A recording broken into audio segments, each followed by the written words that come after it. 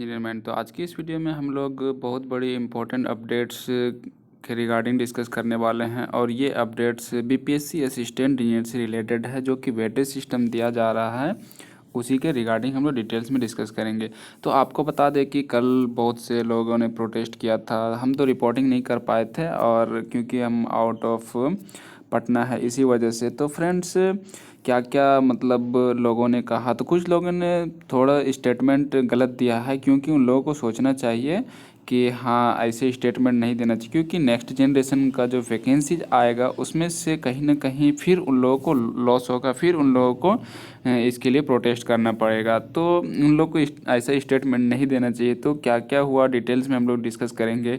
तो डिस्कस करने से पहले आपसे रिक्वेस्ट है कि अभी तक आपने हमारे चैनल इंजीनियर माइंड को सब्सक्राइब नहीं किया है तो चैनल को सब्सक्राइब कर लो, वीडियो अच्छा लगे तो लाइक कर दो और शेयर कर दो। तो आपको बता दें कि बहुत एकदम छोटा सा ये हेडलाइंस में दिया गया है प्रभात खबर में भी कि चयनित सहायक अभियंता अभ्यर्थियों ने ज्वाइनिंग के लिए बेली रोड को किया जाम। तो ये तो एकदम मीन्स ऐसा है कि सिर्फ ज्वाइनिंग के लिए ही लोग, लेकिन हम लोगों का जो प्रोटेस्ट था वो मेनली इसके लिए था, वेटेज के लिए था। तो वेटेज वाला बात इन लोगों ने एकदम हाईलाइट नहीं किया, क्योंकि कहीं ना कहीं इन लोग को लग रहा था कि अगर हम लोग हाईलाइट करेंगे तो कुछ गवर्नमेंट रिएक्शन करेगी।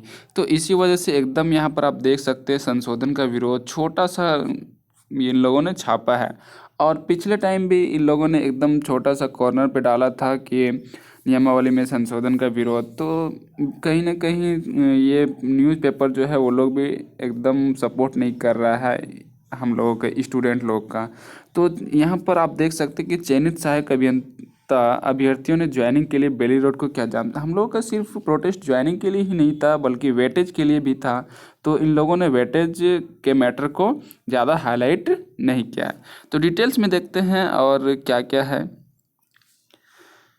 संशोधन का विरोध, 9 नवंबर को भर्ती नियमावली में संशोधन कर दिया गया है। ये तो हर किसी को पता है जो कि बिहार झारखंड के रहने वाले हैं और बीटेक किए हैं और बीपीएससी असिस्टेंट की प्रिपरेशन कर रहे हैं। और जो नहीं जानते तो इसका मतलब कि वो या तो इस वैकेंसी से और असिस्टेंट इंजीनियर से कोई मतलब नहीं, या तो वो एकदम जीरो है, मीन्स बोल सकते डल। तो 9 नवंबर को भर्ती नियमावली में संशोधन कर दिया गया है। और संशोधन क्या किया गया है कि जो लोग पहले से कॉन्ट्रैक्ट बेसिस पे है उन लोगों को इसमें वेटेज दिया जाएगा। संविदा कर्मियों को अंकों के आधार पर अधिमान्यता एवं उम्र सीमा में शिथिलीकरण को मंजूरी दे दी गई। तो ऐसा नहीं होना चाहिए। जो फ्रेशर स्टूडेंट हैं उन लोगों के साथ बिल्कुल अन्याय हो रहा है। और पता है यहाँ पर 3 स्टेज हो जा रहा है। सबसे पहला स्टेज की डिप्लोमा वाले जो जेई का पोस्ट आता है, दूसरा स्टेज है बीटेक फ्रेशर, और तीसरा कंडीशन जो है वो है कॉन्ट्रैक्ट बेसिस पे जो वर्क कर रहे हैं। तो इसमें से क्या होता है, तो सबसे ज़्यादा जो अत्याचार बीटेक फ्रेशर वालों पे ही हो रहा है। क्यों? बीटेक वाले सिर्फ बीटेक में ही एलिजिबल हैं, मीन्स असिस्टेंट इंजीनियर का ही फॉर्म अप्लाई कर सकते हैं। जिसमें से अब क्या कर दिया गया है कि कॉन्ट्रैक्ट वाले को वेटेज दे दिया गया है 25%। और यहाँ पर जो जेई की वैकेंसीज है तो उसमें भी बीटेक एलिजिबल नहीं है। तो हर तरीके से बीटेक फ्रेशर कैंडिडेट्स की जान लिया जा रहा है। और अगर ऐसे किया जाएगा तो जो फ्रेशर स्टूडेंट है वो कभी भी असिस्टेंट इंजीनियर नहीं बन पाएंगे। तो मेरा इंस्टेंट हमेशा रहता है कि जो फ्रेशर कैंडिडेट हैं बीटेक वाले उसका मैं सपोर्ट करूं हमेशा से। और कई बार मैंने इसके अगेंस्ट बोला भी हूँ कि नहीं, बीटेक फ्रेशर वाले को हर चीज़ में मौका मिलना चाहिए। जैसे झारखंड में अभी जो वैकेंसीज आई थी जेई की, उसमें से डिप्लोमा जेई में भी बीटेक एलिजिबल थे। और भी बहुत उत्तराखंड ये सब स्टेट में, राजस्थान में, मध्य प्रदेश में सारे जगह एलिजिबल रहते हैं बीटेक कैंडिडेट्स जेई के लिए। लेकिन ये बिहार ही मुझे लगता है एक सिंगल स्टेट है जहाँ पर बीटेक एलिजिबल नहीं है डिप्लोमा पोस्ट के लिए। और अब तो जो बीटेक के लिए असिस्टेंट इंजीनियर का पोस्ट है उसमें भी कॉन्ट्रैक्ट वाले अपना सेंध लगा रहे हैं कि कहीं ना कहीं हम लोगों को फिर से इसमें मौका मिला जाए। क्योंकि उन लोग तो पढ़ नहीं पा रहे हैं। तो 200 मार्क्स लाएंगे और 25% वेटेज मिलेगा तो भी उन लोग का सिलेक्शन हो जाएगा। और एक बीटेक फ्रेशर वाले अगर 300 मार्क्स भी ला रहे हैं और कट ऑफ 350 जा रहा है 350, तो कभी उन लोग का सिलेक्शन नहीं होगा। जबकि 300 मार्क्स लाने वाले बीटेक कैंडिडेट जो फ्रेशर स्टूडेंट है वो टॉप होंगे, बट फिर भी टॉपर होने के बावजूद भी वो कॉन्ट्रैक्ट वालों का मुकाबला नहीं कर पाएंगे। तो ये जो है ये बहुत अन्याय हो रहा है बीटेक फ्रेशर वालों के लिए। तो इसी के रिगार्डिंग मैंने एक पोस्ट बहुत पहले भी किया था कि सभी लोग आए और जो उप मुख्यमंत्री है उनसे मिला जाएगा। तो बहुत से लोग आए भी, सपोर्ट भी किए, बट कल कुछ लोगों ने कुछ स्टेटमेंट जो है वो गलत स्टेटमेंट दे दिया है। स्टेटमेंट ये गलत दिया है कि जो हमारी वैकेंसी है 2019 से 2020 वाली, इसमें वेटेज ना दिया जाए। 2019 और 20 की जो वैकेंसी है इसमें वेटेज ना दिया जाए। तो 19-20 की वैकेंसी में वेटेज नहीं दिया जाए, इसका मतलब आप लोग तो ये सपोर्ट कर रहे हैं ना कि जो नेक्स्ट वैकेंसी जाएगी उसमें वेटेज दीजिए। तो फिर नेक्स्ट फ्रेशर वाले कैंडिडेट्स वो कहाँ जाएंगे? तो इसीलिए थोड़ा आप लोग इस पे भी ध्यान दीजिए कि जो स्टेटमेंट है वो सोच समझ करके बोले। क्योंकि अगर आप लोग ऐसा बोलते हैं कि 19 से 20 तक मीन्स एडवर्टाइजमेंट नंबर लास्ट 7/2020 आया है जो कि अर्बन डेवलपमेंट का है, और 1/2019 फर्स्ट एडवर्टाइजमेंट है। तो 1/2019 से लेकर के 7/2020 तक का जो एडवर्टाइजमेंट आया था बीपीएससी असिस्टेंट इंजीनियर की, तो उसी में सिर्फ आप लोगों ने बोला है कि इसमें वेटेज ना दिया जाए। और बहुत से लोगों ने गलत स्टेटमेंट दे दिया है कि सर हमारे इसमें जो मीडिया वाले को दे रहे थे कि हमारे इसमें वेटेज ना दिया जाए, क्योंकि ये वैकेंसी ये अमेंडमेंट जो हुआ है रूल्स एंड रेगुलेशंस में जो बिल लाया गया है, तो ये 2022 में लाया गया, इसीलिए 2020 के वैकेंसी में वेटेज ना दिया जाए, इसके बाद जो वैकेंसी जाएगी उसमें वेटेज दिया जाए। तो ऐसा नहीं होता भाई, हर किसी को देखना पड़ता है कि फ्रेशर कैंडिडेट फिर कहाँ जाएगा। फिर तो अगर वेटेज दे दिया जाए जो कॉन्ट्रैक्ट बेसिस पे है, तो फिर तो फ्रेशर वाले जो होंगे उनके लिए तो फिर प्रॉब्लम हो जाएगा, फिर लोगों को लड़ना पड़ेगा। तो ऐसा कोई भी अफवाह आप लोग ऐसा कोई भी मैटर ना बोलें जिससे कि जो नेक्स्ट जनरेशन के कैंडिडेट्स हैं, स्टूडेंट्स हैं, उनको प्रॉब्लम होगा। तो आपसे रिक्वेस्ट है कि अब ये मैटर जो आपने स्टेटमेंट दिया है इसको अब दोबारा ना बोलने की कोशिश करें, क्योंकि अब मीडिया में तो बोल दिया गया है तो इसको वापस नहीं लिया जा सकता है। इसीलिए आपसे रिक्वेस्ट है कि आप इस मैटर को अब दोबारा रेज ना करें, क्योंकि अगर ऐसा होता है तो क्या पता, क्या गारंटी कि आपका 1/2019 से लेकर के 7/2020 तक में सेलेक्ट हो ही जाएंगे, क्या गारंटी है? नहीं ना।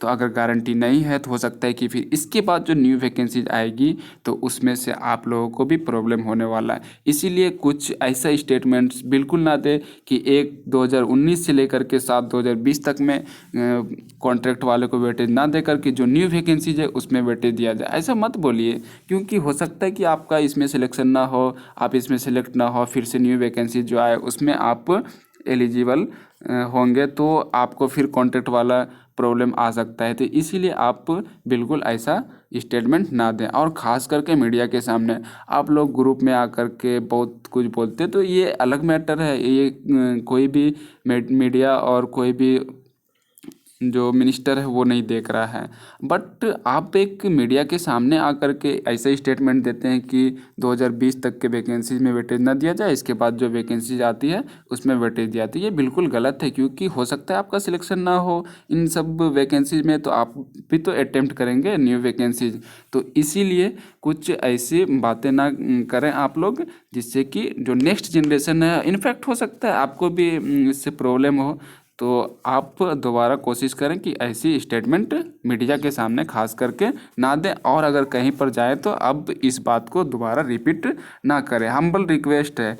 और अगर आप ऐसा कर दिए हैं तो फिर कोई बात नहीं है, अब दोबारा ऐसा नहीं होना चाहिए। और हमें लड़ना है इस चीज़ के लिए कि फ्रेशर कैंडिडेट्स फ्रेश वैकेंसी जो है उसमें किसी भी कैंडिडेट्स को, किसी भी कॉन्ट्रैक्ट वाले को कोई भी वेटेज ना दिया जाए। हम लोग इसीलिए प्रोटेस्ट कर रहे हैं, इसीलिए लड़ रहे हैं।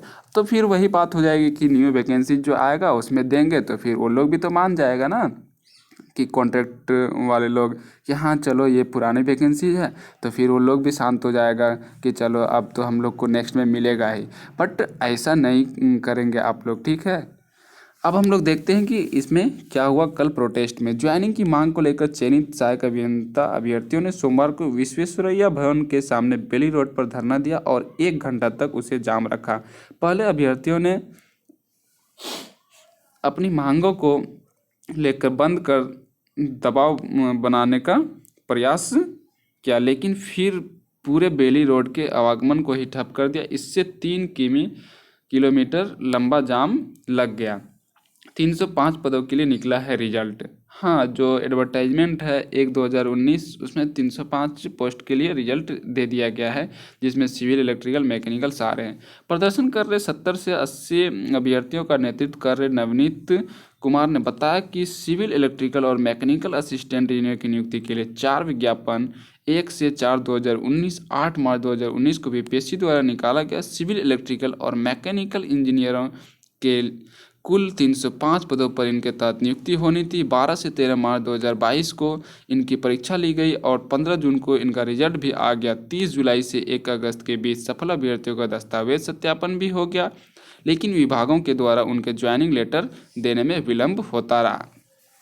तो अब इसका निष्कर्ष जो है, कंक्लूजन क्या निकलता है वो देखना होगा, क्योंकि प्रदर्शन तो हम लोगों ने कर दिया, प्रोटेस्ट कर दिया, बट अभी तक कुछ ऐसा रिएक्शन नहीं आया है। और जैसे ही कुछ रिएक्शंस आता है तो कहीं ना कहीं कुछ तो होगा ही, क्योंकि सीएम जो है नीतीश कुमार वो बहुत एक्टिव रहते हैं। कोई भी प्रोटेस्ट होता है तो उसका तुरंत रिएक्शन देते हैं, बट अभी तक कुछ रिएक्शंस नहीं आया है। तो जैसे ही अगर कोई रिएक्शंस आता है तो हम आपको ज़रूर अपडेट बताएंगे। बट आप लोग जो है वो अपने राइट के लिए लड़ रहे हैं, वो सही है, और हम लोग जो लड़ रहे हैं वो बिल्कुल सही है, फाइट फॉर जस्टिस कर रहे हैं। बट ऐसा नहीं कि मीन्स जो नेक्स्ट जनरेशन है तो उसके लिए बिल्कुल भी नहीं लड़ें। तो अगर आप ऐसा कुछ कमी छोड़ देते तो फिर नेक्स्ट जनरेशन को और प्रॉब्लम होगी। तो इसीलिए आपसे रिक्वेस्ट है कि ऐसा कोई भी स्टेटमेंट ना दें जिससे कि आपको हार्मफुल हो और नेक्स्ट जनरेशन को भी। जैसे अभी मैंने बताया आपको कि बहुत कोई बोल रहे थे कि नहीं जो न्यू वैकेंसी है उसमें वेटेज दिया जाए। क्यों भाई, न्यू वैकेंसी में क्यों? फ्रेशर वाले फिर कहाँ जाएंगे? तो फ्रेशर वालों के लिए भी सोचना होगा, और जितना ज़्यादा से ज़्यादा कैंडिडेट्स हो, अगर नेक्स्ट टाइम ऐसा कुछ भी प्रोटेस्ट करने का मौका मिलता है और अगर ज़रूरत पड़ती है तो उसमें आप ज़रूर से ज़रूर भाग लें, क्योंकि अगर आप घर में बैठे रहेंगे तो कुछ नहीं होगा, और प्रोटेस्ट करेंगे तो हक के लिए लड़ना ज़रूरी है। तो उम्मीद है आपको ये इन्फॉर्मेशन अच्छा लगा। तो वीडियो को लाइक कर देना, हमारे चैनल पर नए हैं तो हमारे चैनल को सब्सक्राइब करके वीडियो को शेयर कर देना। तो आज की वीडियो में इतना ही, फिर नेक्स्ट वीडियो में अगर कोई न्यू अपडेट आता है उसके साथ मिलेंगे। तब तक के लिए बाय।